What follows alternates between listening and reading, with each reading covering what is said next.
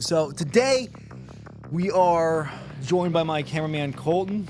Hey guys. All right, hold on. First off, you will speak when spoken to. If you could take one historical figure to the range with you, who would it be? Take Helen Keller. She doesn't need any ear pro or eye pro. Do you ever plan on doing any hunting? If so, what would you hunt and what rifle or caliber would you use? Rabbits, and I would use a Barrett 50 cal. So before we dive into this video, I want to give a big thank you to Optics Planet. They are going to be the optics sponsor of Managerial Outcomes. They hook it up with a bunch of different stuff, and they want to hook you up with stuff too. If you use code LARP, it'll get you 7% off the entire store on their website. Savings are nice. They want me to tell you that. You know, savings are nice. We also have to thank Americana Pipe Dream Apparel, fantastic young Zoomers, getting after the Milsurp world. I love AP a lot, dude. They really hook up with the cool Milsurp drip. I use a lot of their camos that they send me in videos, and I appreciate them greatly for letting us do content, the content on the interweb. So big thank you to those guys. All right, now let's dive into the video. Gentlemen, welcome back to the podcast, the Managerial Outcomes Podcast. It falls underneath the jurisdiction of administrative results, but it is at war with each other, a corporate faction war. Administrative results has broken out and formed a beachhead into enemy territory, and things are not looking well for the logistical supply chain of managerial outcomes. Okay, so today we are joined by my cameraman Colton. Hey guys. All right, hold on. First off, you will speak when spoken to. Second, no, I'm just kidding. So Colton's here today. Now, this isn't necessarily going to be an interview with Colton, but he is just here because we have some things that we're going over. Mainly a Q&A. So we did a Q&A, threw it up on the main channel, and then also the Patreon. So if you're not in the Patreon, you will not get preferential treatment. As if you were in the Patreon, you would get your questions answered. So that's it's a little bit of an incentive, right? Those people are paying me money, so they got to get something for their schmeckles. We also, Colton showed me a funny video I wanted to talk about. It was from Sam Hyde, dude. Mm-hmm. The GunTuber, where he's talking about GunTubers. Yep. Hating on them. Hating on them, yeah. It's okay. You can say more. I'm just kidding. You can say more. Yeah, I was reluctant to show you that video because I was like, oh man, he's kind of talking about admin. Not specifically about admin, but like kind of describing admin a little bit. Well, okay, yeah. So before we get to the Q&A, I guess we should talk about that video. I thought I'd actually like that video a lot. First off, it's like I love Sam Hyde. I think it's really funny. In the video, I could totally see where he's coming from a lot of different perspectives, and he's actually right on a lot of things. The only thing I would disagree with would be a little bit of the Travis Haley stuff. I could see like from the outside perspective looking in, it's like, why would someone do that? And I'll explain here all if you never watched it. But like the turbo autism that I deal with on a daily basis in the gun realm is pretty rampant. And then like also what I see, it's like dudes arguing and bickering over like which rivets are used and which like AK platform, what's the best gas time for this. Okay, well, if I do this gas weight, or if I do this gas size ring, can I also do this buffer weight? And then what about this rifle length or carbine length? And it's like, oh my God, dude. After a certain point, like I get it. Like don't get me wrong. I get it. This is like gun guy stuff. But to like the outside world, when they like see us talking about this, they have no idea, dude. So they all think we're like turbo autistic. and yeah, it's like if you only talk about guns all the time, it's like, dude, that is a boring life. Yeah. And ironically, I'm on a podcast and it's on a gun channel, so. Yeah, I feel like I watch a lot more gun videos and talk about guns like a lot for someone that like barely shoots them, but that's fair. Yeah, you don't, for whatever reason, you don't like do a lot of like shooting when we go out. I think it's because we go out and we film and we're like, all right, cool, let's get out of here. Yeah, we're like hustling when we're out there. Yeah, and especially when it gets hot outside, and then it's like the real grind. I think his thing on Travis Haley, I think that was definitely one from an outside perspective looking in, where he was talking about making fun of Travis Haley for the whole handgun workspace thing. So it's like, oh, and for jargon, which I kind of get, because it's like you'll listen to Travis Haley talk, and this is coming from someone that loves Travis Haley. It can be a lot vernacularly if you're listening to him listening to him go on about big technical words. All right, so biomechanically, all right, so we break it down. Coming into your workspace, okay, looking at what sort of functionality you have within this non-permissive environment. All right, that's a lot, dude. That's a lot. Now, Sam, like someone like Sam, dude, he's not on that brain wavelength, right? So I can understand that. He was making fun of the like when people come off the gun from shooting and they start scanning. He was making fun of that. I want to know how he even found Travis Haley. Yeah, I actually want to know how he found Travis Haley. Like, how did he stumble across? Because when he first started talking about it, I was like, there's no way he's talking about Travis Haley. Yeah. And then he like continued on. I was like, he started talking wait, about that's exactly. Yeah. Yeah. Dude, that's a really funny one because Travis Haley is actually very well respected. Because he was talking about like almost soy gun tube within our space where guys are just like, and Vintage Warfare talked about it a lot, but like guys are just like shilling products that are not great. And he kind of did that, and like Travis is like one of the more, he's like an OG and he's well respected. So it's kind of funny that he went after him. I was like, Sam, I don't think you know. And he put Paul Harrell in the thumbnail. Yeah, and he put Paul Harrell in the thumbnail. I was like, Sam, you got to know the target. Like, this isn't the guys, dude. These aren't the guys. Like, Paul Harrell and Travis are actually about it, dude. They're about that life. Like, I think Paul smoked 2 guys in self-defense shootings.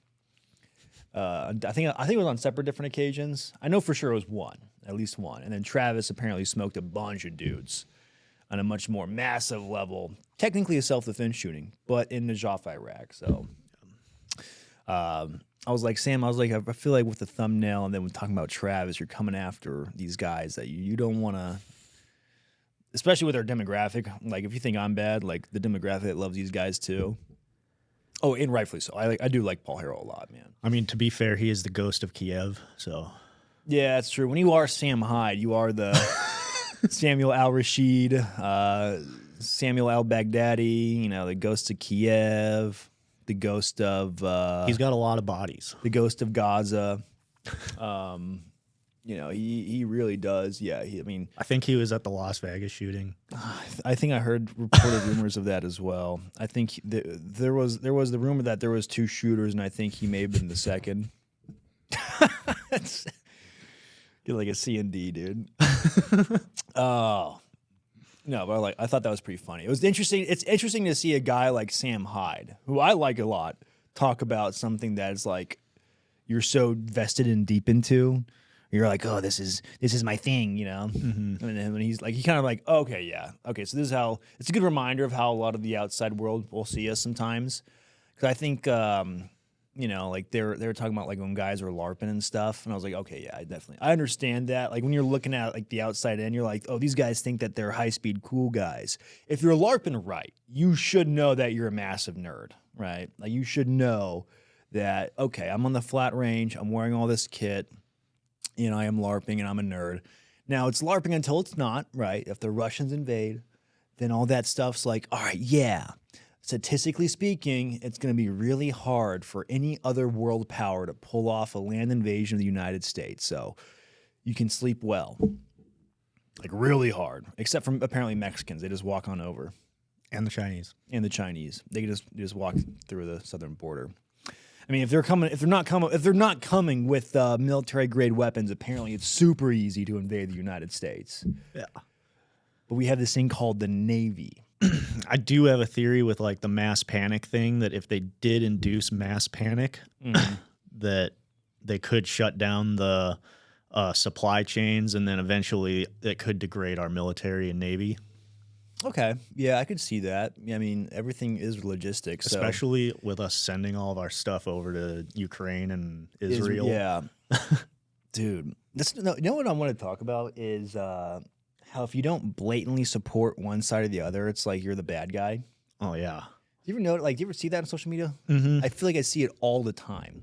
Like, listen, if you want to support the Russians or the Ukrainians, hey, I can't stop you. But if you're trying to make me the bad guy for not really caring, right? It's like, hey, I hope they don't kill each other. I hope both sides have fun, but I don't want my tax dollars going to this. Can I please have my tax dollars back? Yeah, I agree. I don't care about either side on either war. You know what? I would be more inclined to send tax dollars off if there was like a loot incentive. if the U.S. government operated on like a business model where it's like, all right, we're sending you these tax dollars, but you have to bring the taxpayer back 3 times as many dollars from this. I think I'd be kind of down with that. That would make sense. And then the government, like, they have to disperse that income back into, into the population, which they won't do. No. It's like, all right, cool. I guess I get like $50 back from Lockheed Martin's investment into Israel fighting the Gazans, whatever. So I think it could work. I think it could work. I don't think the government would ever give us money back. No, yeah, that's very unlike the government, dude. I'd rather just pay like almost bare minimum taxes. I just want this border wall, dude. Border wall would be sick. I wish they'd make a cool border wall. Yeah. Like people get really like for whatever reason, people get so pro immigration. Like, all right, let's bring in a bunch of foreigners into our country. Bro, there was a thing where they I think it was like they arrested a guy. I know for sure there's a legal immigrant that had a gun, and like they're like the charges against him or something were dropped because it's apparently a Second Amendment right. They were saying that the Second Amendment right applied to that illegal immigrant, which is wild. Mm-hmm. And then people were talking within the gun space. They're like, "This is a win for gun owners." And I was thinking, like, I don't necessarily think it is. I don't think you guys think like it. It's tough because it's like I believe that defending yourself is a God-given right. The problem is like foreigners coming into your soil that you have no idea who they are. Like from a security standpoint, that's probably not the best idea. Like, hey, I'm all for you being armed in your country. Like, do your thing, right? But it's like, well, what was the point of the boys getting off the Higgins boats onto Normandy if just, some folks can come into the U.S. armed? It's like, what's the point, dude? What was the point of Lexington and Concord, right? Mm-hmm. Taking pot shots at the British. I know maybe controversial in the gun space because like there are some guys that are like the two-way absolutists, and I totally agree, right? I think that the Second Amendment is for the American people, but I do not think our Constitution would say, hey, this is also for illegal people that come into the country illegally. What an elegant way with words. Yeah, I mean, the way that they like to make it seem is that they come in illegally because it's so hard to get the correct paperwork or whatever, and they want to come in and work. And if that's the case, whatever. But like we were saying, most of them are military-age males. Yeah. And a lot of them turn into, well, now we're getting that. I was going to say, a lot of them turn into drug traffickers, so it's like, yeah. Or they like almost like indentured servants of the cartel, I think. Yeah, exactly. Like paying off their fee to the cartel coyote or whatever. Yeah. It's like, why are there so many roofers? And then they pay half their paycheck to it's like, what the heck? Yeah. Ooh. Diving into a whole different subset of topic. We're supposed to talk about a Q&A for this. I wanted to talk about the Sam Hyde video, then we got kind of sidetracked. I wanted to say I kind of wanted like a Hadrian's Wall mixed with like the Great Wall of China vibe for the southern border. Mm-hmm. I would honestly argue it'd be cool to do that for the northern border. That'd be a crazy feat of engineering. I think that'd be really cool. Like, we used to be a real society, like the Romans were like, you know what? I'm building a wall across the entire island of England to separate us from the northern tribes. That's pretty sick, dude. That's like cool. Where's our empire doing that?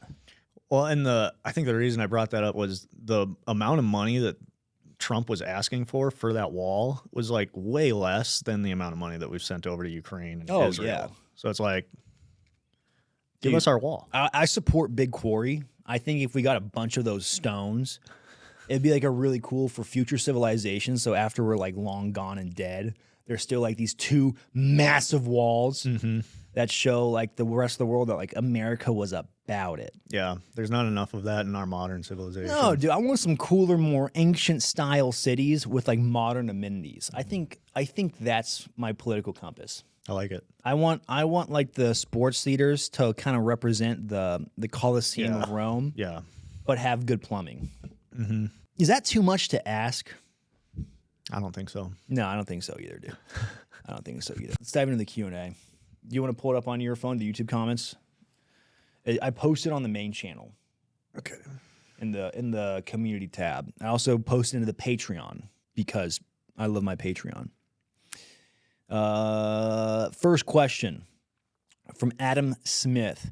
What do you think, this is a Patreon member, what do you think is the best way to get into some kit on a budget? Adam, great question. So in the gun realm, right, kit's often important. You have taken on the gun guy pill. You have acquired your pistol. You've acquired your rifle. And now you're looking to carry more copious amounts of things that will ensure your survival in the great collapse. Cheap way to do it, honestly. We filmed the video on body armor versus like chest rigs and the thought process behind it. I think the cheapest way is technically a Chi-Com rig. If you only need to carry mags, a Chi-Com rig is not a bad way to do it. You know, depending on your level of access to vehicles or what your plan is, you can always stack up gear that way.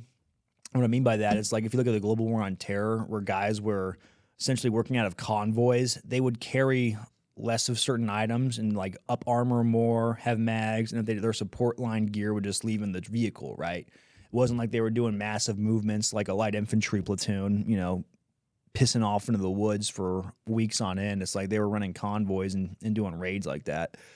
So it could all vary, right? And keep in mind, yet again, grain of salt, I think a chest rig's not a bad idea. I think you can always throw a chest rig on over body armor if you want to get body armor. A lot of this is very up to you. And I know it's like we're saying budget.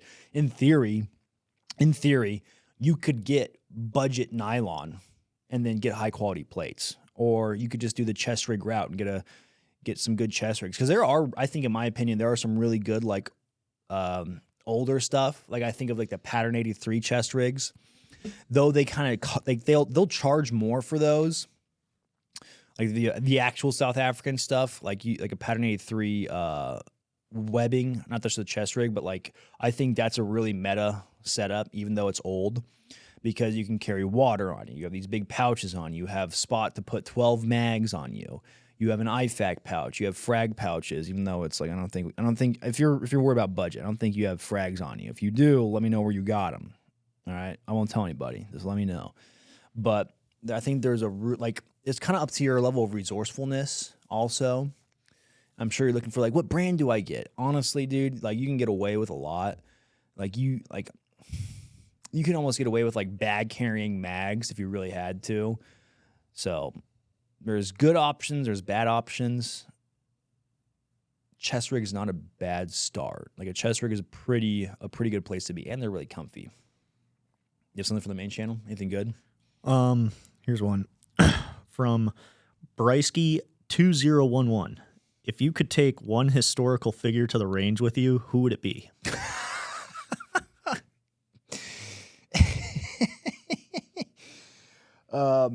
Take Helen Keller. She doesn't need any ear pro or eye pro. That was pretty good. Yeah, the Helen Keller.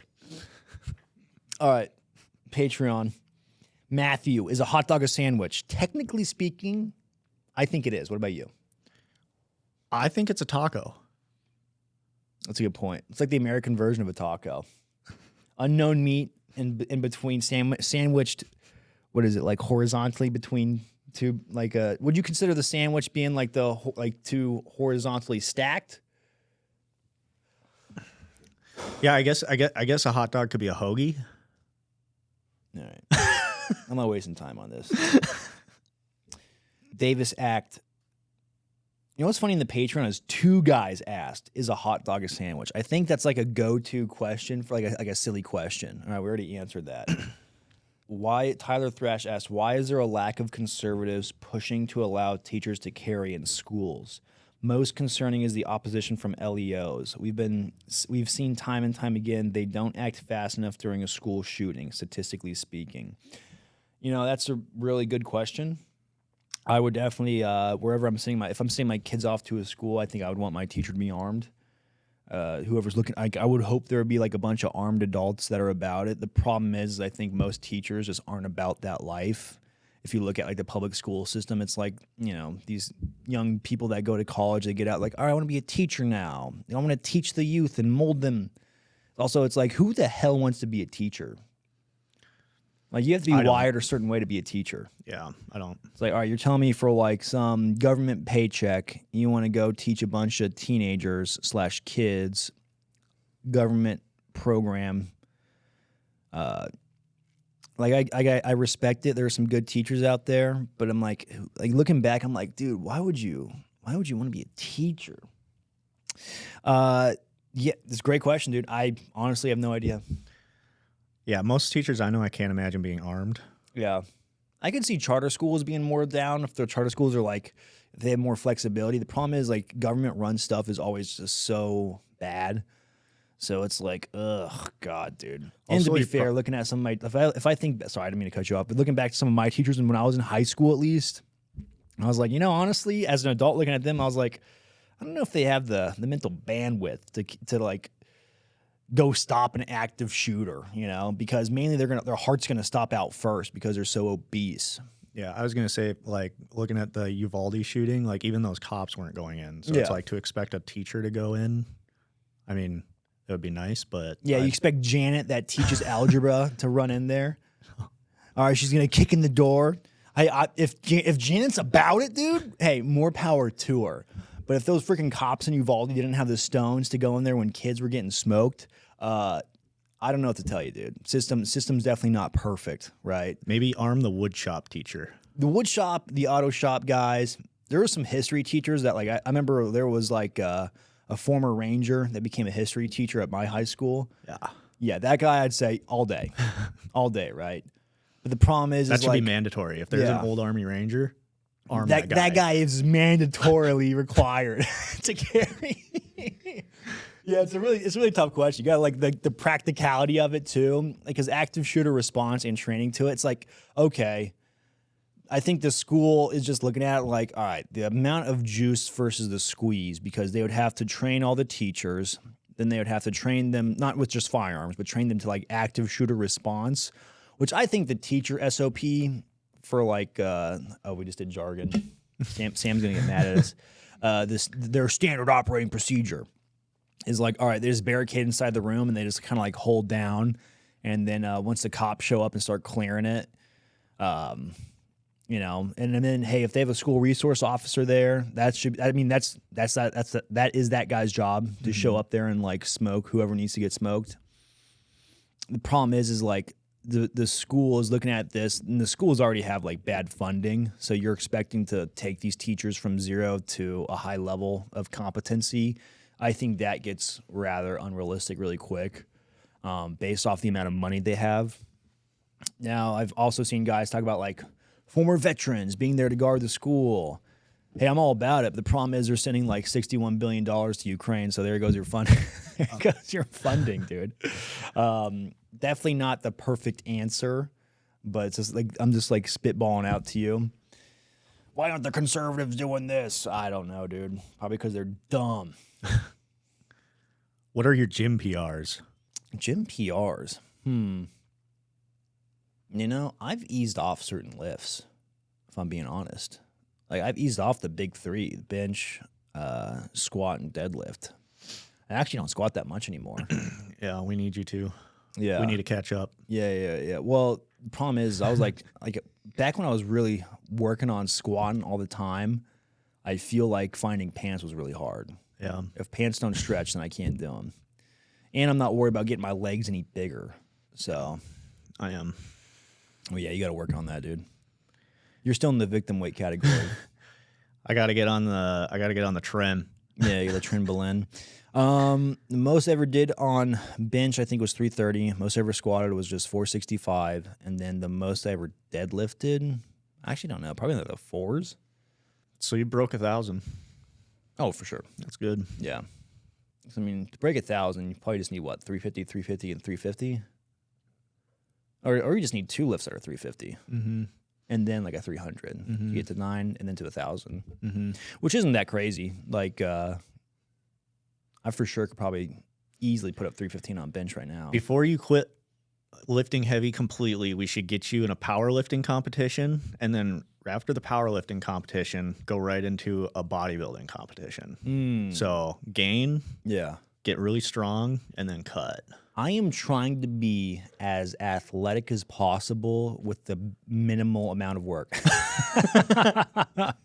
Because like those guys that do like the insane bodybuilding stuff. Well, first off, like bodybuilders, like they look great. They're aesthetically like, yes, they're carved up, right?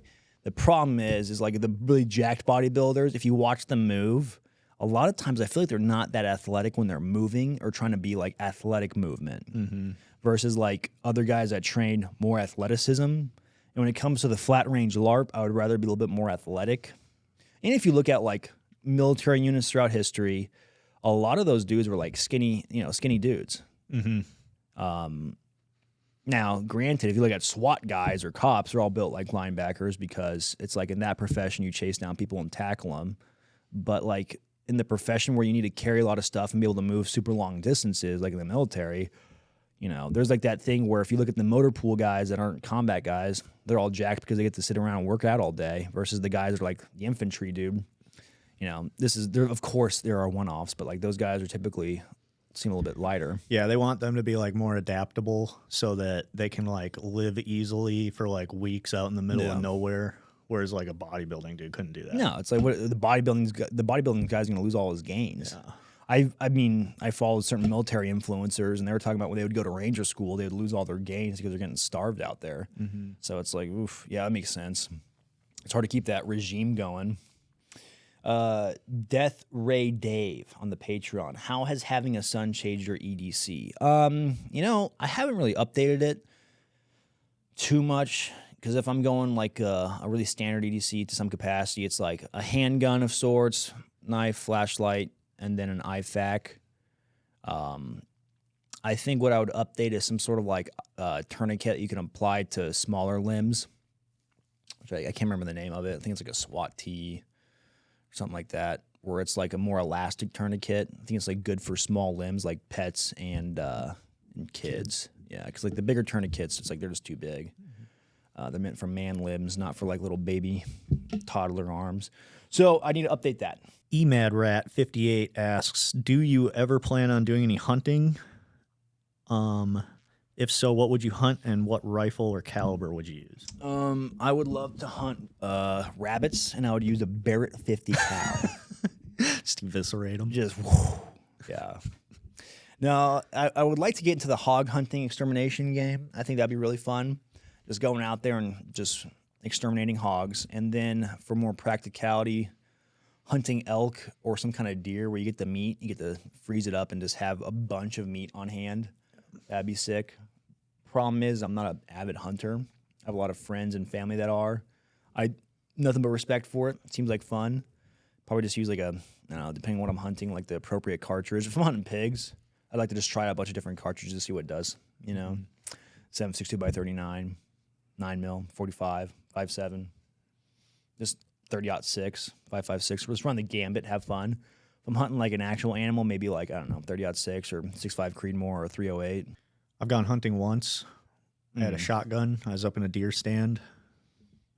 I sat up there for hours, and it was pretty awesome, but I didn't shoot anything. Oh, yeah. You just sat there and watched? Yeah. Nice. Civia Expert 42.9320. What is your criteria for selecting kits to roast? Is it just random? Do you go by newest first, oldest? You don't have to go too in-depth on it. Just a basic idea is sufficient. Typically, to make it easiest on me for when we film, I have people tag me on Instagram, and I go from oldest to newest for that batch. And I go off what looks the coolest or what I like or what is just funny material to roast. This one's appropriate since I'm here. How did you find your cameraman? Asked the Magic Prepper. I've worked with a number of camera guys. Typically, some guys are just feel like stand-ins till I find a more permanent guy. I met Colton on the minigun shoot, and talking to him, working with him a little bit. He started off as an auxiliary unit, and then we upgraded him to full-time. Best job I ever had. Best job ever. You better say that, dude. You better say that. Technically, I'm not your boss. Technically you're not, but I answer you, and I respect you. I respect you too, man. Thanks, man. No,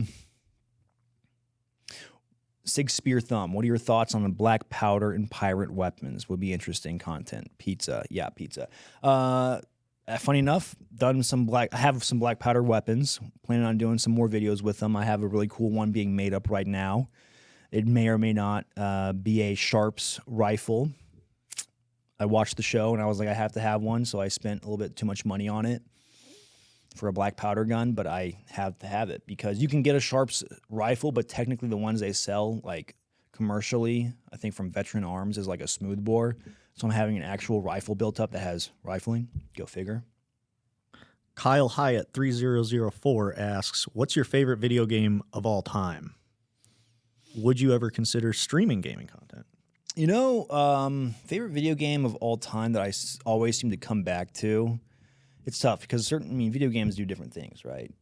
Fill different subgenres. I play a lot of Medieval 2 Total Warfare. I find myself, I can just get lost in that game, doing cheats, doing no cheats on it. I've been playing it with cheats lately just for the fun of it, where I'll start a campaign, add a bunch of money, and then what I'll do is build up all of my cities. So it's like the starting turn and all my cities are already maxed out. So I'm creating the best units off the rip. Like I'm playing as the English right now doing that. So I have the entire island. And I'm just like starting wars with everyone around me to see if they send armies in to invade me. And then I just kill them because they have like the basic units from like the year 1066. And I have like medieval units from like the 1400s that are just crushing them. And then I get bored and I'll even fund them. Like I'm at war with them. I'll send a diplomat to the country I'm fighting and I'll send them like 1 million like gold pieces. So I fund my own foreign wars. Honestly, sometimes I think that's what's really going on Absolutely. in our world. That's my conspiracy theory. Yeah. Because if I do that in a video game, I feel like guys in the government or people that are pulling the strings, if we're getting really tinfoil hatty, that are like, all right, Lockheed Martin needs to hit this investment number for its board, so let's send these guys in the Middle East to start something, and then, okay, cool, we have a conflict there. Now we get to try out our new X-57 drone program or something like that, Mm-hmm. If the black Suburbans show up, I'm right. So. Bearded Shooter, UK. How's fatherhood treating you? Also remember, as a father, we aren't all perfect. We'll make mistakes, but the important thing is to remember is to just be there, guide them, and most of all, enjoy it as they grow far too quickly. Thank you for the advice. Definitely agreed. Not a perfect dad. Plan is to be there, not die, and or build an economic prosperous setting for the kids. I've been loving it, dude. When the kid popped out, I felt the mind shift that a lot of new dads talk about, because as a single guy, or as a married guy with no kids, your thought process on stuff is just so different. And then when that kid pops out, you're like, okay, I felt the switch, right? It's like, this isn't just about me now. But I've been loving it. I've been absolutely loving it. It's the best thing I've ever done. I see a lot of like anti-kid content on the web where it's like, I don't want to have kids. I'm a 40-year-old woman. This is why I didn't have kids, or this is why I don't have kids. It's like, all right, dude, hey, listen, I'm not telling people like how to live their life. I know sometimes I do, but like truly, I'm not going to be like, you have to have kids. I don't care, right? But it's, to me, I was just ingrained where I was like, I must reproduce and secure my bloodline. So I love it, dude. I think it's awesome. Lights of fire underneath your butt for sure. Rory O'Connor 4989 asks, what is the most valuable thing you learned as an LEO that is still relevant to you as a civilian? Understanding the law and your rights is the big one, man. And then seeing how the world actually works. It's probably one of the best educations I ever got. Because I tried college and I hated college. And then I went to the police academy. They teach you all about the law, like the level to what you enforce, how things work, use of force. They give you a really good education. Granted, there are still some dumb cops out there, but it's just like any profession. But that was a really good education. It's just like, okay, if the cops pull you over, why'd they pull you over? Well, you broke a speeding violation. Now they have the right to detain you. Okay, if they detain you, you have to give them your information for being detained, right? It's like, okay, am I being detained? Yes. What's your name? All right, well, here's my ID. You don't have to talk to them, right? You have this thing called the Fifth Amendment. You have the right to remain silent. Anything you say or do can be used against you in the court of law. As someone that worked the road, And you would see people break a crime. It's like, or it's like you go to domestic violence and it's like, all right, hey, what happened? Or hey, you're being detained right now. Or hey, you're under arrest, right? You committed a crime. And then I'll read them their Miranda rights. I'm like, listen, you have the right to remain silent. You literally tell them the rules. And then people were like, nah, I hit that hoe. It's like, all right, dude. Yeah, yeah. okay. I watched a body cam video really recently, and they were like reading the lady her Miranda rights, and she didn't understand it at all. And she was like, or they were like, basically, don't talk to us. And then she continued to talk. I was like, what are you doing? Yeah. That's the craziest part. That's the craziest part is like you will tell people the rules, and there's some like if people don't know anything about the law, which I get, it's like it's a lot to go out and learn. Because most people, the average Joe is like, all right, I got to pay bills. So I got to get in my car, go to work, be at my job from 9 to 5, come home, and, spend time with the family or do what I want to do. So they don't spend a lot of time learning about how the law works. Mm-hmm. Right? Cops can play games too. They don't have to tell you the truth. Like they can lie to you. So just knowing like the best thing to typically do is just keep your mouth shut. Like even cops will tell you to don't talk to cops.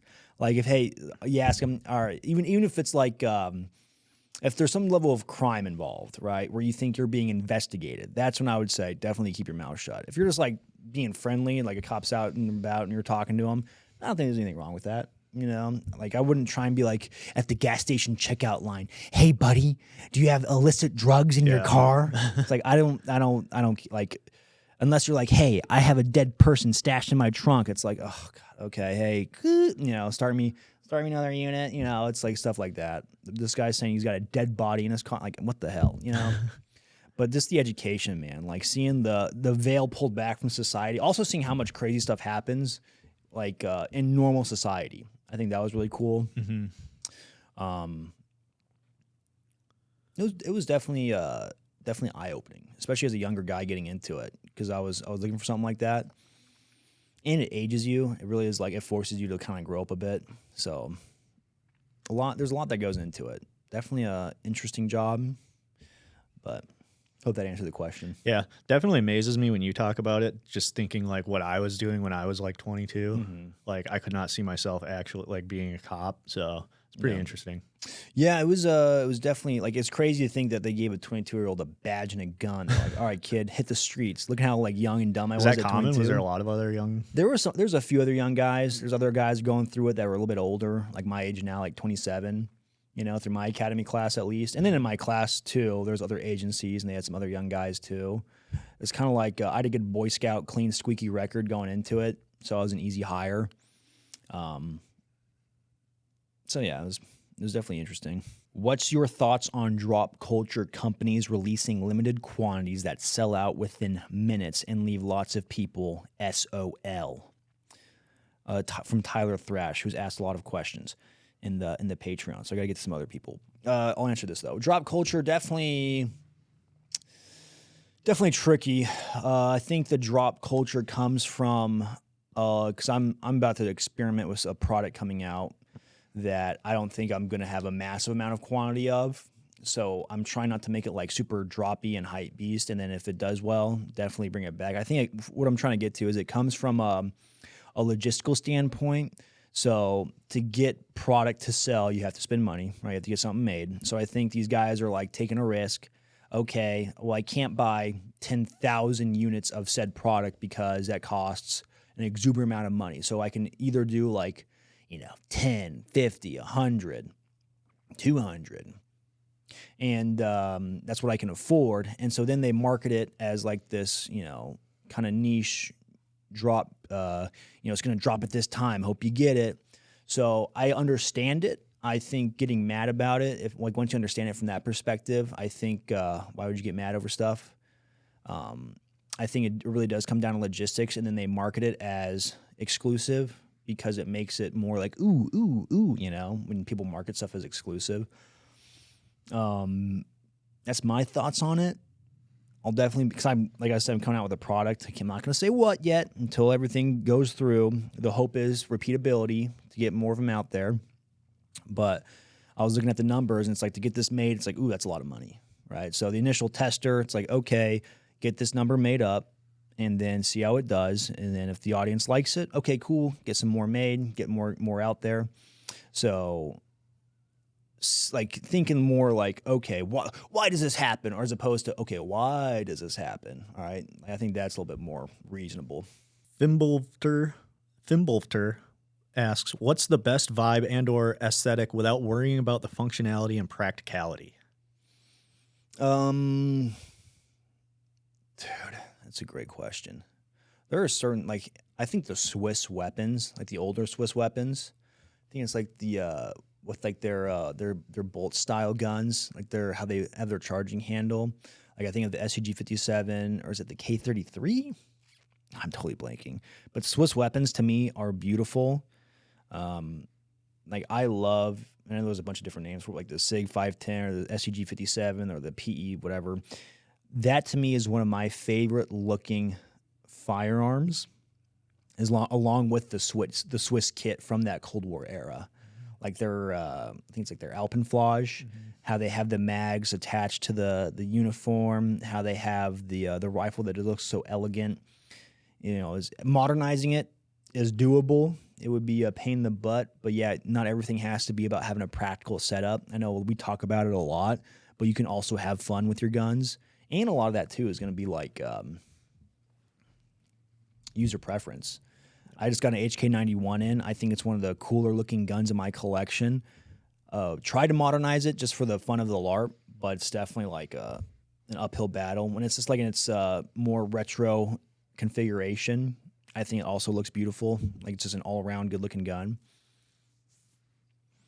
Davis Holland, do you plan on staying in Arizona or will you move? You know, I've actually talked to my wife a lot about moving. Excuse me. I've talked to my wife a lot about moving, going to, you know, say Texas or Idaho. I don't think I can do Idaho, man, because like the Grantham bros up there, you know, Micah, Charlie, Grantham. I love those guys, but I don't like the cold. Texas is a little bit tricky because like San Antonio, where those other guys are, I hate the traffic. And then I just have so much family out here. I couldn't see myself moving. So I think Arizona will be it for a while, unless like certain key family members that can like be good support for me having kids move, but they also have other kids, you know, like my parents or my mom or my wife's parents, you know. So I don't know, dude. I don't know. I think Arizona's it for me. Ooh, this one's kind of interesting. Polaris Suffers 8454 asks, out of all the firearm videos that you did, which was the most annoying, frustrating to record? I'm trying to think. Oh, yes. The Sterling gun that I tried to get built out was the most frustrating. I tried to do a modernized Sterling build. It was legally a pistol. And then I had the parts kit, I think, from Apex, got it built out, and then the gun would just not work. Just took it to another guy, said he worked on it, said he got it going to some capacity, got it back, gun still did not work. So, like, that to me drove me crazy, where it's like you want to film a cool video, you know, running a gun in with this niche little setup. Like, it was pretty sick, too. So we took a Sterling, like the tube, like a blank tube, and then they drilled out, like, M-lock slots for it, so you could attach, like, rails. Not just like the cheese grater look of the Sterling. Like it had potential. I still have it. Maybe I can send it to someone that could maybe work some gunsmithing magic. But dude, it was Have Joel look at it. Yeah. It was just not working. That was probably the most frustrating one. Colton Calloway in the Patreon asks, should I buy a Geisley upper for my Colt or just buy a new BCG and a Riz 3 for my upper? Mostly just trying to decide on the vibe I want to go with. LOL. Laugh out loud. Honestly, I have no idea. I have no idea, man. I hope if you're a grown ass man, figure it out. If you're feeling your heart, what's your gut saying, dude? What's your gut saying? I've decided to abdicate telling people how to personally set up their guns. 1, I don't have that mental energy. 2, it's fun if you figured it out yourself. Defnosa J4294 asked, why do you think the ATF suddenly sped up Form 4 approvals? That's a really good question. I don't know if I have the know abouts to answer. I think I was talking to Eric of Mr. East Valley Tactical. I think it was I think there was like maybe budget cuts, lack of people to check stuff, and or maybe they just got a more efficient system.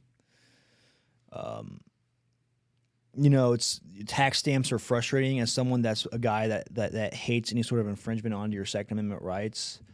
They are very frustrating. But as someone that also broadcasts whatever I'm doing with firearms, I kind of like having myself covered. Mm-hmm. The reason is like people will be like, well, how come you say no comply, but then you file an SBR? It's like, well, listen, like I like to think I'm a good bureaucratic target. If I was breaking the law for some agent that would come along and think, all right, look at this YouTuber, he broke the law. Now this would be a good bullet point on my resume. So I know it's not really answering the question. The short answer, I gave you a tangent. Long answer, I don't know. Red Mando Commando, what's your favorite helmet setup, and is it what you currently run? I've been running a Team Windy bump for a really long time. Back when I was at the PD, I had some ballistic helmet that was issued that kind of sucked. I need to upgrade and or get some more helmets in. I only got one head, though. So I typically run a bump helmet a lot just because they're comfy. They offer you some protection if you take a spill, and then I can attach my nods to them. It's a pretty simple pretty simple setup. Ear pro attached, nods attached, some sort of like counterbalance. Very, very just simple. I don't have like the cool IR strobes up top because I don't plan on having like a bird in the sky looking at it saying, all right, there's our troops attacking the I don't plan on being that guy. I just want to be able to see in the dark. And either a skull crusher or a bump helmet. It's very comfy. Well, I guess skull crushers aren't that comfy, but I think I knocked out most of the good Patreon questions. Some are just kind of like redundant. Oh, this is a good one. Travis, what's your favorite era of LARP? Oh, there's still some good ones in here. Travis, favorite era of LARP? Gonna be a little bit more retro stuff, like World War II to the 90s. I love that era. The modern stuff gets a little bit tricky because it's all ever changing. Like the cool thing about the past is that once that era is locked in, it's locked in. So you can know a lot about it. You can essentially have all the gear, what these guys wore, if you're trying to go for a certain LARP, all dialed in. So a little bit more of the older stuff, I would say. Yeah, that's my favorite part about making the videos is like going back and looking at the historical photos and like analyzing the stuff that they're wearing for the videos to be like, oh, I can use this in the video. You know what I mean? Yeah. I learn a lot that way because I don't know very much about any of this stuff. So when I'm deep diving into the videos, I'm like learning so much about history.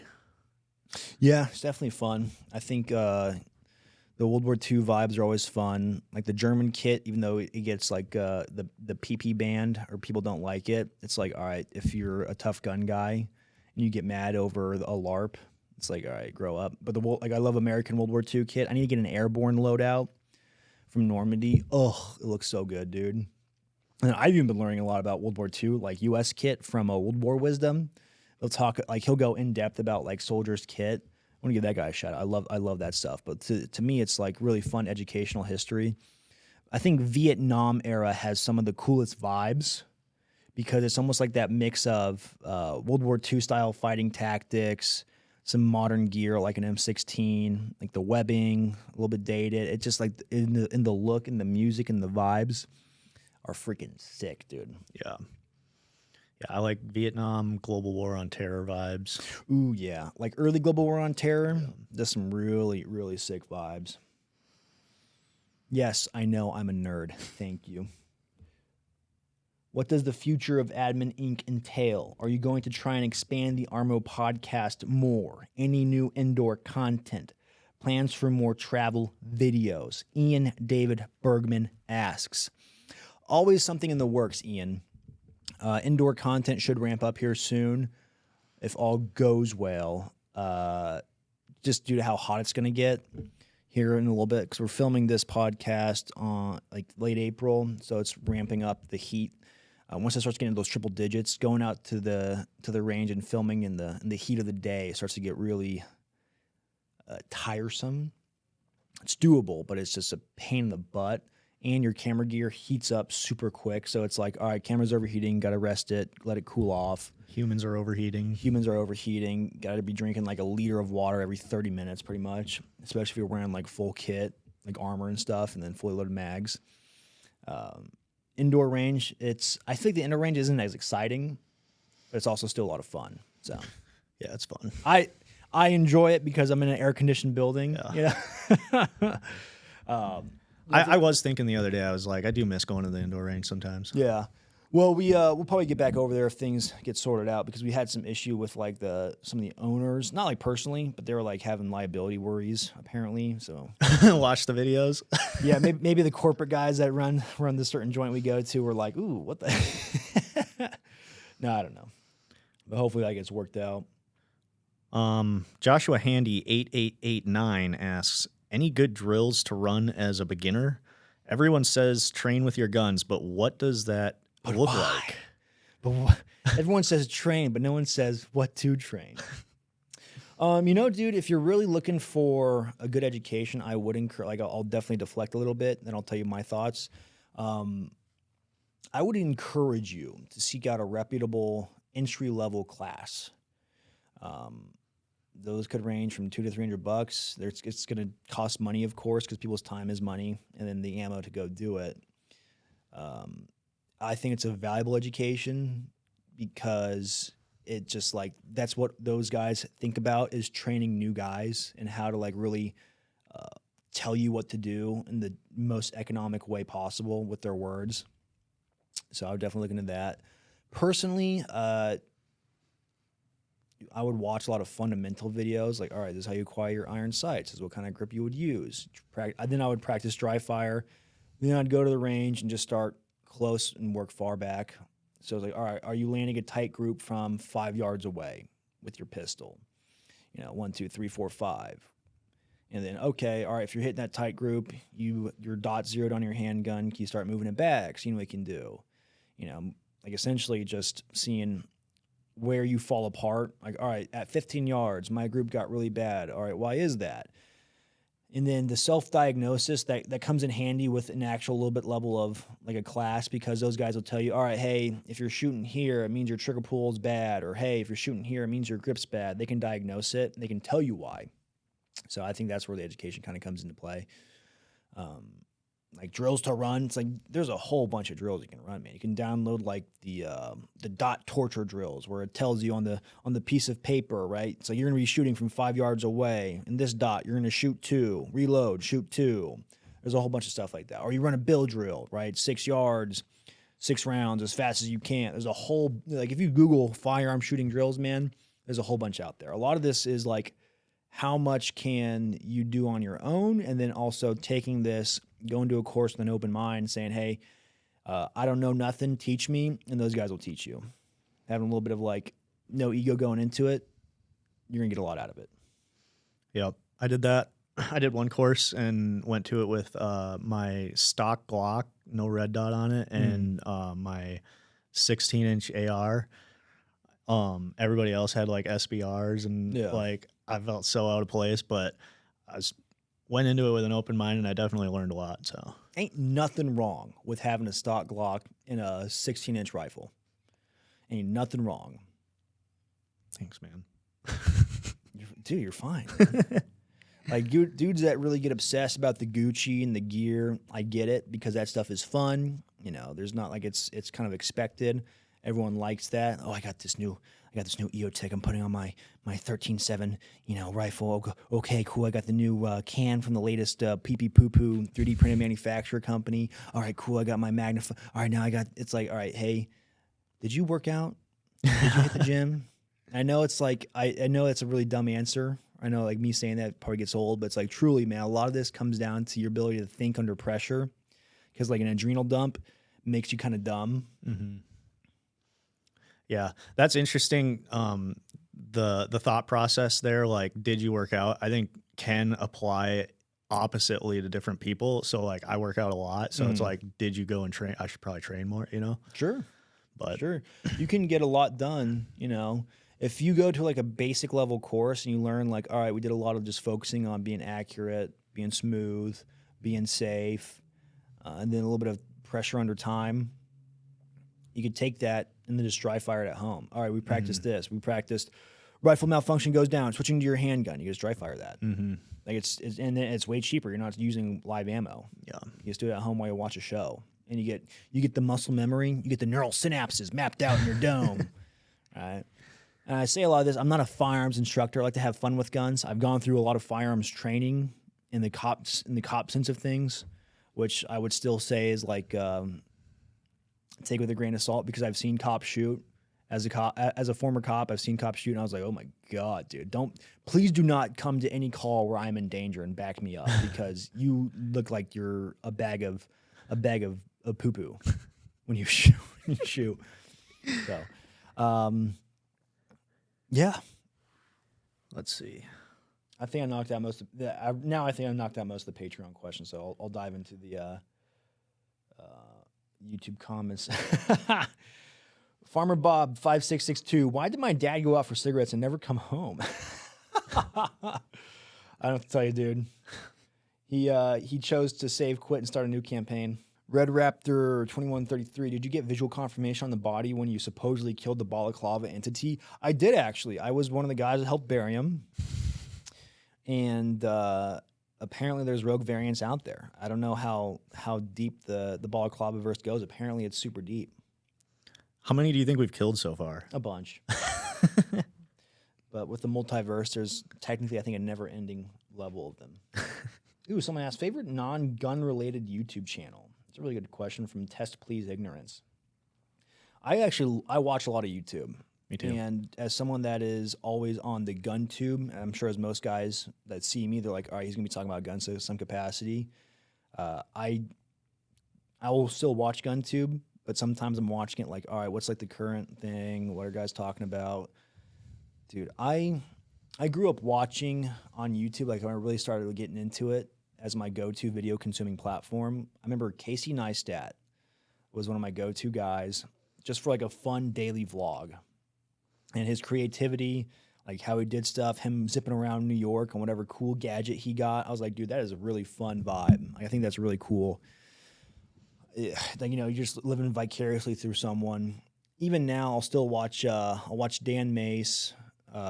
He was a guy that worked with Casey. I think I discovered him through Casey Neistat's channel. I've started watching more Sam Hyde clips on YouTube. I think they're just funny. Watching Sam rant about stuff. Mm-hmm. Who else? Technically, the Fat Electrician, dude, he's been crushing it lately. He's not really a GunTuber. He talks a lot about history, but I really enjoy his historical videos. I think he just actually crossed 1 million subs on his main channel. Damn, dude, his videos crush, man. History is just a goated subject, and he delivers it so well. And he has like the good cadence to how he delivers his videos. So I'll watch a lot of him because it's just really fun. I'm trying to think. I haven't really been watching too many video game channels.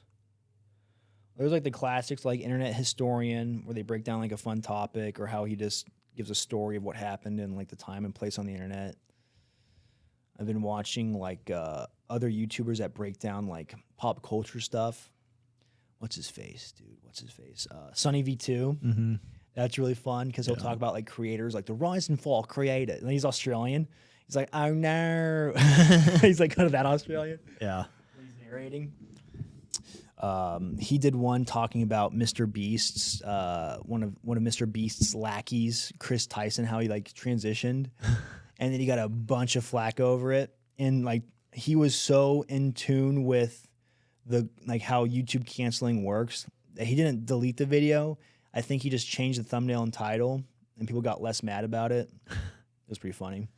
I like that kind of stuff, like the social zeitgeist of what goes on. Mm-hmm.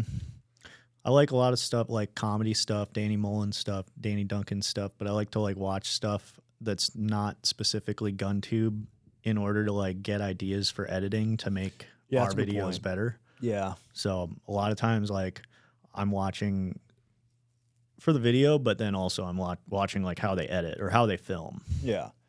Same. I think if I watch too much GunTube of like some of the people I like to watch, I'll start taking on certain of their mannerisms. I'm like, oh, I gotta stop that. Yeah.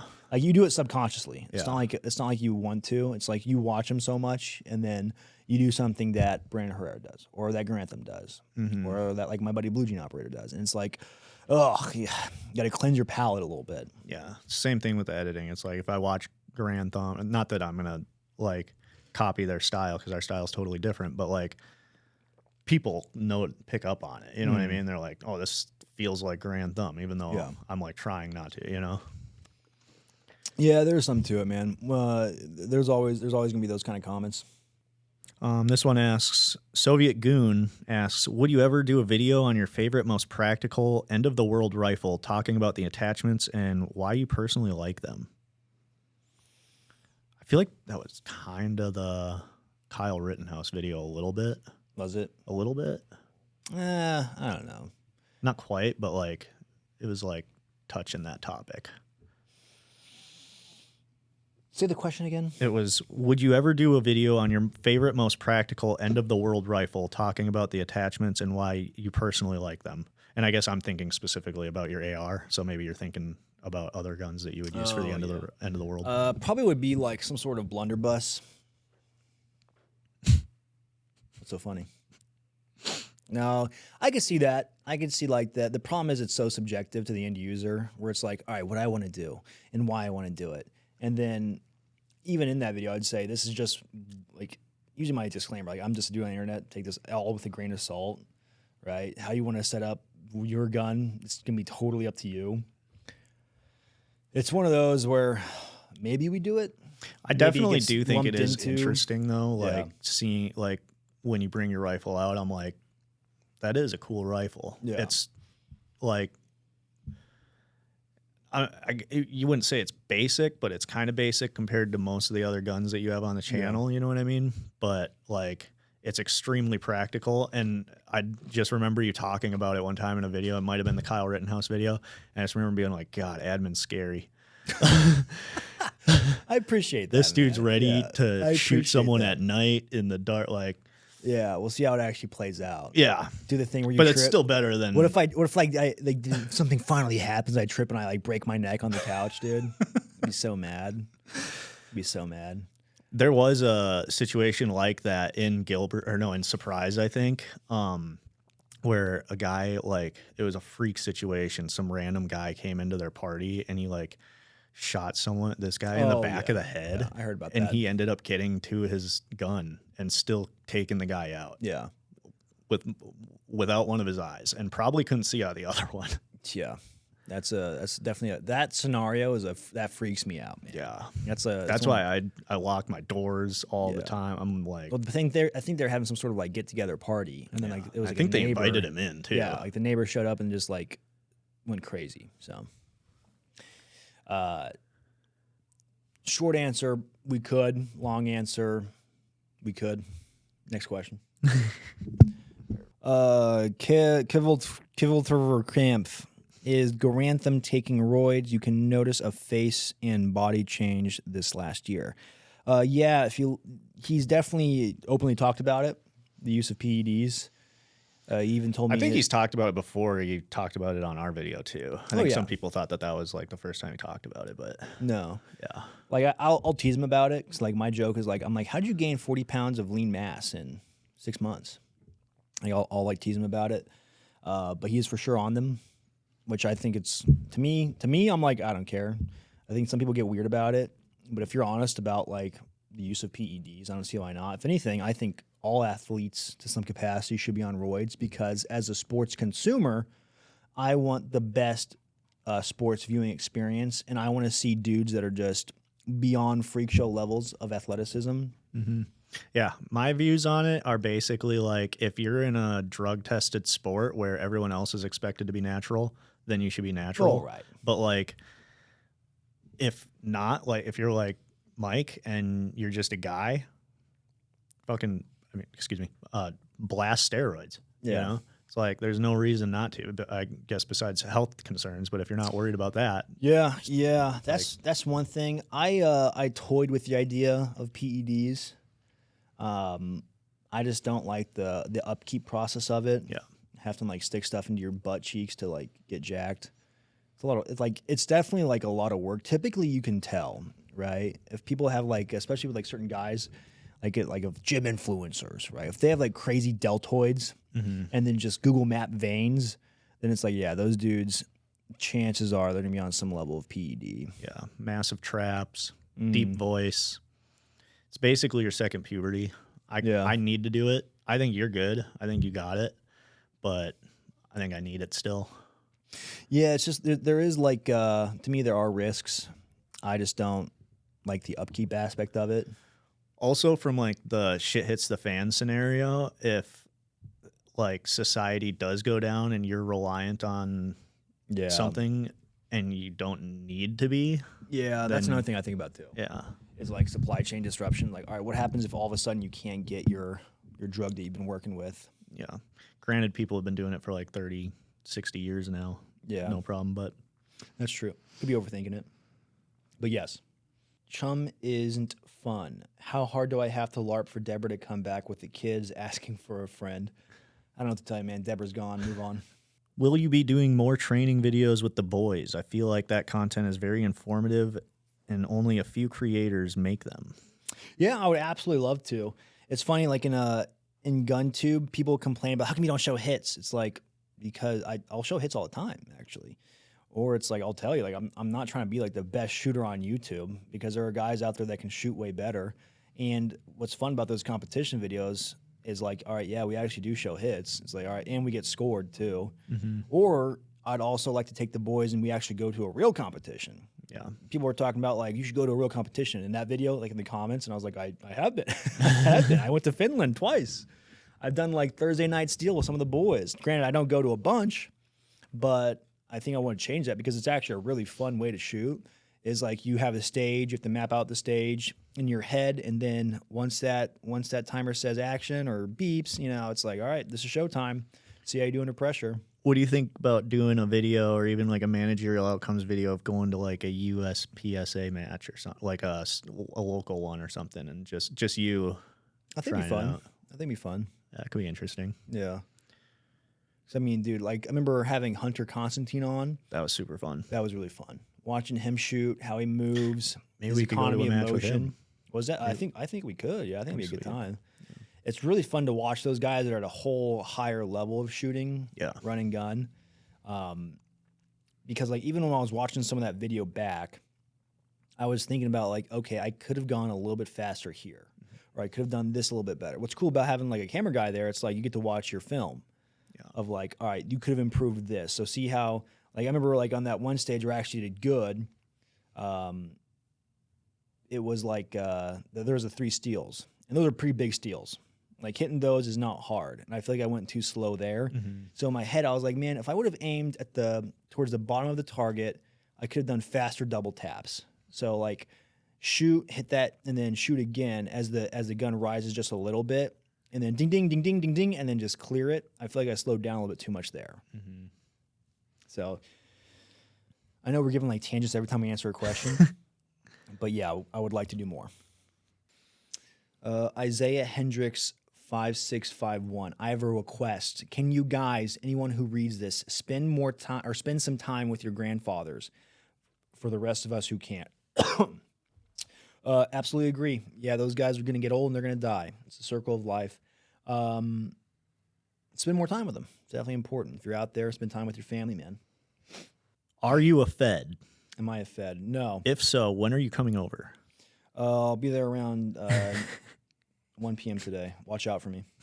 Operator Fig. How many rounds of 5.56 should you go through in a day of training on a flat range? All of them. Deplete all of your ammo. Shoot everything. Financially ruin yourself. Put yourself into debt. I don't know, whatever's appropriate for your training regimen. I don't know, dude. Lean beef adobo. How do you turn work into something you love? Ooh, that's a deep question. Because you can turn something you love into work. That's deep. That is deep.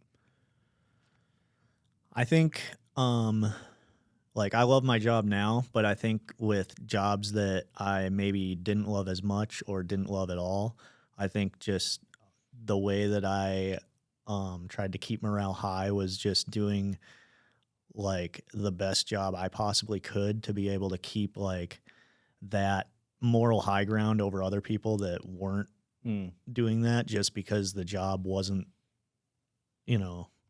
worth it. But I feel like that mentality was what got me from jobs that I didn't like, which were like cooking, out of that, going to film school, and then working my way out here and getting into the industry, and then working my way up to working with you. So you could see it as like, I don't want to work extra hard to make this guy a lot of money. Yeah. But if you're looking at it as an investment in yourself and getting yourself further in life, then I think it's a good investment. Yeah. I mean, how you do one thing is how you do all things. Yep. It's tricky though with work, because I think at least my generation, young millennials, old Zoomers, and then new generation coming out, they've kind of adopted a mindset of doing the bare minimum at work, which I also kind of in certain ways agree with. Not doing the bare minimum, but doing what your job is. If it's like, hey, if your job is you show up to your office, you show up to your shop, you show up to wherever you go, and you're expected to be there, you get a lunch break, you hit all the check marks, and then like your boss is calling you after hours, hey, can you do this for me? It's like, all right, cool, yeah, if I'm getting paid. Oh no, it's just like it's showing not a good attitude. It's really being a team player. It's like, you got to pay me for this, right? I'm actually okay with that. I think the giving too much to like corporate America, where like you are making money for shareholders, it's like, yeah, they're giving you a job, like a stable job, but they can also fire you at any point. Yep. And like the whole 2 weeks notice thing is kind of a myth, where it's like you gotta give them 2 weeks notice, as a courtesy. It's like they could fire you, they could lay you off any day. Oh, hey, shareholders said we weren't making enough money, we gotta do layoffs, you're fired. And it's like, I love my job, I love the corporate synergy. It's like, who cares, dude? Like, work is work at the end of the day. Work, like a job is a job. It doesn't define like who you are. To me, it's like you don't have to love your job. If your responsibility is providing for your family, it's your responsibility. Like, you go to your job, you hit your check marks, you get your pay, you provide for your family. If you want to go above and beyond, all right, hey, you start talking to guys at that job. Hey, what can I do to take this to the next level? All right, I want to make more money. This is my goal. I literally want to make more money to provide more for my family. I want to make more money to have more cool stuff for toys. You start seeking that out. If they don't have any options there, right? Hey, sorry, man, you're capped out. We have no open positions. Check. Do little jockoisms, dude. Yeah. Maybe you start shopping around for jobs that are better. Yeah. So I've seen a lot too talked about in the workplace, where a lot of times the younger generations are switching jobs like every 2 years. Yeah. Because it's like a better way to get a pay bump. I think the boomerism from the past was like workplace loyalty. I'm going to start this job here. I'm going to work my way to the top and die here.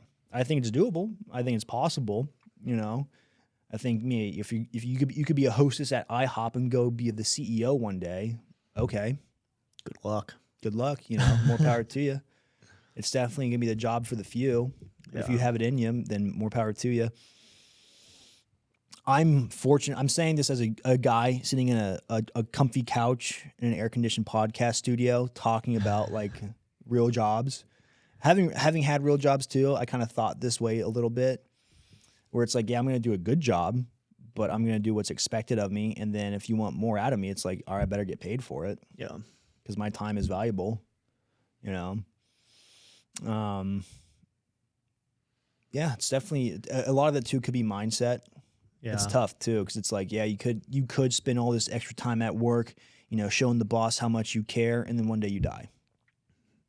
It's like, would you rather be doing that, or would you rather be hanging out with your family? But you also have to provide for your family. So I think in the last few years with the jobs that I've had, they were more so creative. So going above and beyond helped me in the way of like, I was learning things. Yeah. Like learning things that could apply to what we're doing now. So definitely that's where I like feel that way at my cooking job. Yeah. I'm not trying to go above and beyond. Yeah. Yeah. It's tough too. If it's like a dead end job, where it's a dead end job. Yeah. That's hard. It's really hard. That's one of those things where it's like you're doing it, you're eating that crap for a bit because you know that something down the road could be greater, and you're kind of preparing yourself for what could come down the road, right? It's like that doesn't have to be a dead end job that you work for the rest of your life. If you have that if you have that itch, if you have that dog in you, That gumption. the Panache. Je ne sais pas. All right, cool with the averages. No, if you have it in you, you go out and get a better job, man. That's kind of like the goal. It's kind of like the American dream. You need the tokens to play the game, buddy. Speaking of tokens, Cap'n Texas asks, it's daunting attempting to get into content creation in a world of review or people just showing off cool stuff. How did you get enough gear and materials to feature early on before sponsors and investing in passion projects? You know, it's something I still do. It's just kind of like knowing people that have cool stuff, having gun guy friends. Hey, man, can I borrow this real quick? Oh, yeah, for sure. If not, all right, cool, no worries. It's your property. It's kind of a little bit of that, having some arty stuff, working with what I have. I will say that content creation in the gun space is definitely going to it has become very saturated. It used to be not as many dudes doing it. I definitely came into it when there was still a lot of guys doing it, though. But I think there's definitely a lot of draw to gun content creation because I think gun guys are like, oh, these dudes are getting free guns. I want to do it. But there's like, looking back, sometimes I'm like, I wish I would have done a different niche. But I also love guns, so it's kind of, I don't love guns. I love what, that sounds dumb. I think guns are really cool, but it's so tough, dude. What niche do you think you would have done? I don't know, dude. I have no idea. Arizona's a hard place to do certain types of content. Like, I can't be like Casey Neistat zipping around downtown Phoenix on like a hoverboard. Like, who cares? Yeah. It's a weird thing about creating art, right? Or creating content. To some capacity, you have to create something that appeals to people if you want to make money off of it. Or you don't. Or you can do whatever you want. It's a loaded question and answer. Wow, what an insightful comment from admin. When are we going to see the entire admin collection in one video? That could be kind of cool. That could be kind of fun. It's not a bad idea. Trying to think of a scenario like Grantham's testing in the ice. I shoot all my guns at one time. It's kind of already been done. Like, I think Demo Matt's done that. He's like, I shoot all my guns at the range at one go. Yeah, I think he did. In theory, it could be cool. Then in practice, I don't know how it would come out. Yeah, I was thinking about doing my top 5 favorite guns. Yeah, that's what you're saying. I thought that would be a good video. Yeah, I think it'd be fun. I just talk because like there's a reason why behind them. Like, it's not just because they're like cool guns, but they're like a little bit more sentimental. Like, all right, there's a little bit of like fun back lore for me attached to them. Mm-hmm. Should try to do some more top 5. We haven't done one in a while, it seems like. Yeah, to me, it's like personally, I think some of my guns aren't that cool that I have acquired compared to like some of the other guns I've shot. It's like when you shoot an MG42 or MG34, which my buddy Nick's guns that I borrowed, or you shoot an MP7 that was on loan from Gun Mag. It's like those guns, they kind of like ruin other normal guns. You're like, all right, yeah, kind of like shot my dream guns. Mm-hmm. Okay, moving on. Yeah. Why are the voices getting louder? Dude, take your meds. What are you talking about? Ben C, 2023. What's your advice for getting into the YouTube sphere? I actually like that. I like talking about YouTube stuff, like the content creation process. My advice is plan for the future, plan for it to succeed. Because if you truly come out and you have no presence or a incriminating social carbon footprint, you're gonna want to like expect that no one's gonna watch your stuff. But maybe something catches fire and then it could build up. So plan ahead of what you could see to be foreseeable downfalls. Also, it could be you're gonna have the high of highs and the low of lows.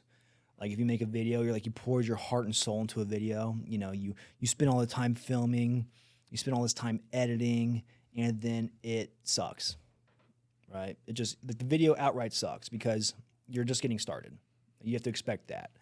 Like I even had a channel, like a personal channel that I took down long before this, where I spent a lot of time just making videos, and all those videos sucked. Like if I look back at those, I'm like, ooh, even in my earlier stuff, or even stuff like recently, I'll look back, I'm like, ooh, I could have done this better. It's like a never-ending game of improving.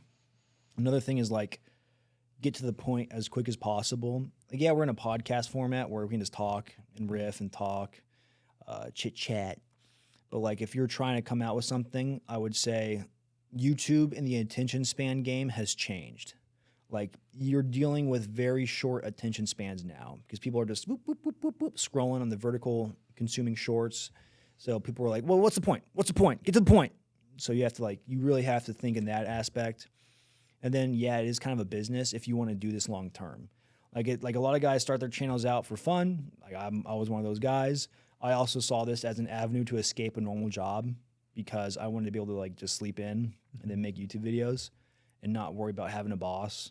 You're gonna have a little bit of existential dread. Mm-hmm. You know, you're gonna think, okay, got to get a CPA for taxes.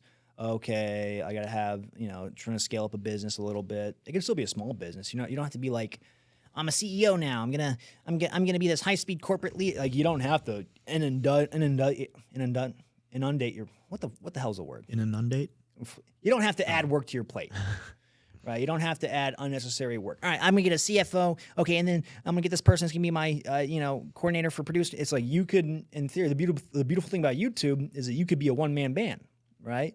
Now, if you want to scale that, that's why you exist. Because I used to edit all my own videos. I would have someone that films, but then I'd edit them, and that was a lot of time. And so to free up my time, I got a full-time videographer and editor. Wave to the camera. So that's like, he helps alleviate a lot of time. He's also someone I can bounce ideas off. You're talking, hey, is this good? Is this bad? What do you think? So it's like, that does help, but it costs money, right? So you got to think with a little bit of like a little business savvy, but you don't have to be like the freaking Elon Musk trying to be a YouTube billionaire. Like I'll watch Mr. Beast stuff when he talks about the back end of business and all the employees he has. I'm like, dude, I know he's wired for it. And in some aspects, I like it. I think it's really cool. In other aspects, I'm like, dude, that's a lot of like stuff on your plate. Now, to be fair, if he's doing it right, he just essentially has the business side being ran by someone he trusts. It's competent, and he could focus on the content creation. Like I think that's the way to do it. Mm-hmm. If I was to get to like a really big size, I would just hire like a CEO. I'd be the owner and say, all right, run the business, make me money. Mm-hmm. Right. Yeah, I feel like I covered a lot. Yeah. I would say definitely with your early videos not being very good, make like a lot of them and talk to the camera in a lot of them so you get used to talking to the camera. Yeah, talking to a camera is really tricky if you're just starting out because you may feel awkward, you may feel weird. Mm-hmm. Essentially, it's like, dude, I imagine people are in here just listening, you know? So if you imagine that, it's going to change how you communicate with the camera. And then you can also edit it to make it entertaining. Mm-hmm. So, okay, hey, this is a boring part. Or, okay, hey, this just doesn't land well. Let's cut it. Or if I tweak this here, it could work out. If you imagine a camera as like this, oh no, there's a camera here. What do I do? Well, how do I talk? Oh, I messed up what I said. Hey, you're going to mess up, dude. I stumble over my words all the time. Yep. You'll be fine. Like, you got to have fun doing this, too. If you're like, oh, this is so stressful. People are being mean to me on the internet. They're saying stuff about me. They don't like me. Yeah, that'll be tough. Yeah, you need to grow some thick skin, dude. Unless you're like really good looking and funny and don't mess up ever, like, and people still probably hate you. Even still, people are gonna find something to dog on you about or talk trash. Mm-hmm. You gotta have a little bit of thick skin too, right? You gotta know. You have to go into it knowing, hey, this is probably gonna suck, but I think some people are gonna like this, and then your goal is to get better. But yeah, truly, I think you should make a lot of videos. Like I think of the Mr. Beast number. Jimmy Beast. He was like, you should make 100 videos. Yep. And then talk to me about like making a YouTube video. Mm-hmm. There's some truth to it. Because once you make 100, you're going to know way more. Like, yeah. You got 100 reps true. In. You got 100 reps in of the process. Because chances are a lot of those videos sucked. Mm-hmm. If you have zero experience going into it, you're going to have not a lot of like intuitive knowledge of like, all right, what are people going to find interesting? But going along with that, it's important to make that 100 and not just make one and spend a lot of time on it, I think, because you can get bogged down in this is not perfect and it'll never come out and you'll never make anything. Yeah, I think some guys get the analysis paralysis. We're like, oh no, my video has to be perfect. Dude, it's YouTube. It's not going to be perfect. You're not a production. Yep. Right? You're literally just a dude with a camera. Your time still has value to it. And if you spend all this time working on, is this detail going to be perfect? And then very few people are going to even see it. You it's like, okay. Now, the counter argument is like, if you know what you're doing, you could potentially come out swinging with some high quality stuff. But a fun thing about YouTube is that for when people just start out, it's expected for their videos to suck. And then typically there's some aspect that people feel connected to you over. Yep. Because that's like the beautiful thing about the internet, or like the internet, video creation space in the wholesome sense, is that people feel like, oh, this guy, he resonates with me because he's saying some of my thoughts, or, oh, I vibe with this dude, right?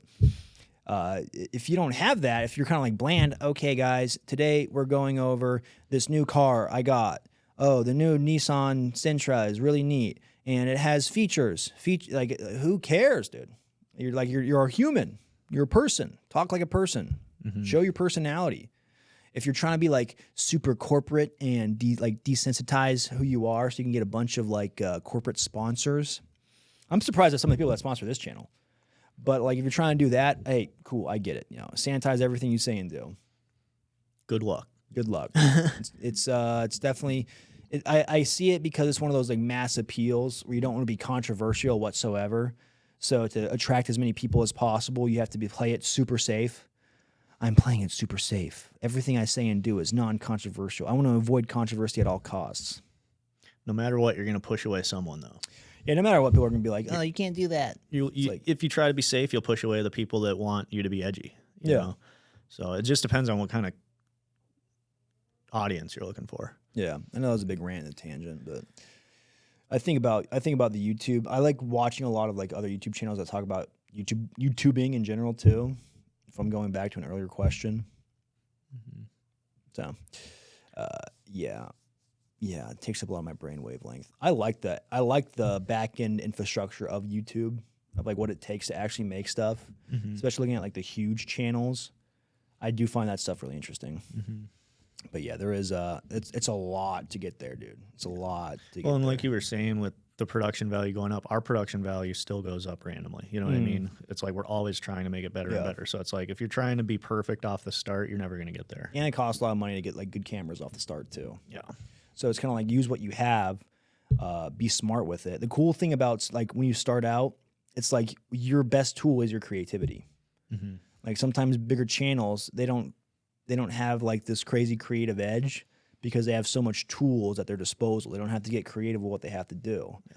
And sometimes resetting yourself a little bit, it may force you to, oh, hey, maybe if I employ this tactic, you get what I'm trying to say, right? Economy of words.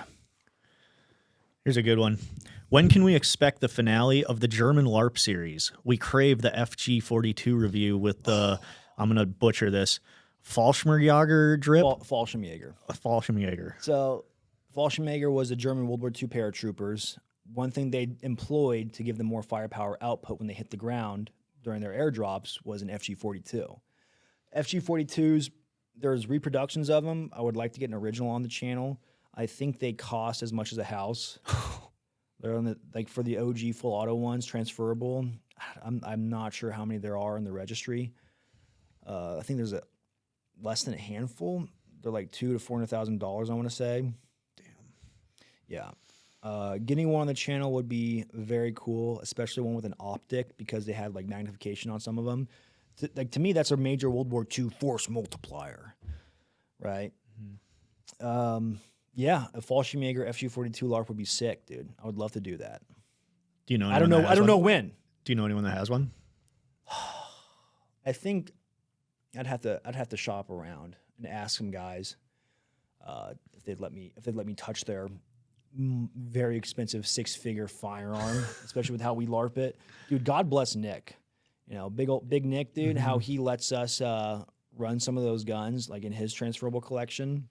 Like in the MG42 video, I was doing barrel swaps with this thing and burning it down. And he was just all about it. So if I can find someone that's like comfy like that, because some guys are like, no, this is an investment, do not touch. Yeah. Other guys are all about it. Typically, I find the guys that are all about it. So yeah. Hopefully soon. All right, I think we should do one last question, then we'll close out. One last question. Yeah. All right. Try to find. But yeah, dude, the Fallschirmjäger LARP would be pretty sick. I would like to do more, like get back into doing some more World War II series stuff. I need to hit the Soviet LARP. That'd be good. Yeah. Red Rambo 30 asks, do you have any plans on making films in the future? You mentioned before about being a huge movie guy. Also, we need a Hell Let Loose video. A Hell Let Loose. We've technically done a slight Hell Let Loose skit in the MP40 video, but like an entire dedicated one we haven't done. I play a lot of Hell Let Loose for a video game. Yeah, great question. I've been thinking about the type of skit I want to do or the type of short video I want to do. I've even talked to him about it. And I think I'm just trying to like get a good storyline, what's feasible, what's like a good budget. I'm debating if I'm going to do like a crowdfunding type thing, which I think isn't a bad idea. I'm trying to think like, okay, how much money would this take? It's all like all the back end logistics and then attaching a cool story. Because I was actually watching a lot of like short movies on it's not really that comfy if I sit like this. It's not really that comfy if I try and maneuver like this. I was watching a lot of short movies on YouTube, just like doing some homework, seeing what I like, what I don't like. And granted, I know they're short movies, but certain things, it's just like I was like, oh, I would like to do this. Or I was getting too into the weeds on how their gunplay was if it was like an action short movie. But I think that's important. That's something that we can bring to the table. With our genre, it would have to be dialed in. Like the gunplay, like the why behind the action, you know? Yeah. I watched one where it was like some sort of like transporting a briefcase or something. It was like a bunch of just fight scenes. Like it was cool. The problem is like, wait, if you have a gun, why are you fist fighting these dudes if you also have a gun? You know? You know? Yeah. It's like, well, I don't get it. And why, if they have guns, why are they also fist fighting you like this mutual combat fist fight? You know, like just for the sake of the video, or I want it to make sense. But I definitely talked about it a lot, and I've been nothing but talk, and I got to just put it into action. Another thing too is like the logistics of messing up the time frame of usual posts. So I want to make sure I'm ahead on videos and then start the production. I don't think it would take that long to make once you hit the ground. Yeah. I think we could probably film something if everything, all the pieces are in place within a week. And then if it's like multiple different locations, maybe throughout the country, then maybe it would take a little bit longer. Definitely. So maybe worst case month or two. But you can typically if everything's on set, you can probably knock it out pretty quick. Yeah.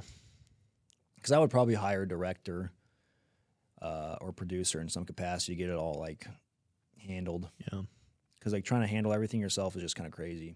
People exist to handle stuff, so. Anything you want to add? I thought I had something, but. Too late. We're closing out. Thanks for stopping by. It's a little bit different of a podcast, more casual, laid back question and answer, ranting about different topics. If you enjoyed this, feel free to do the YouTube jargon stuff, like, subscribe, leave a comment in the comment section down below. Got nothing else. I'll catch you guys on the flip. Goodbye. Bye, guys.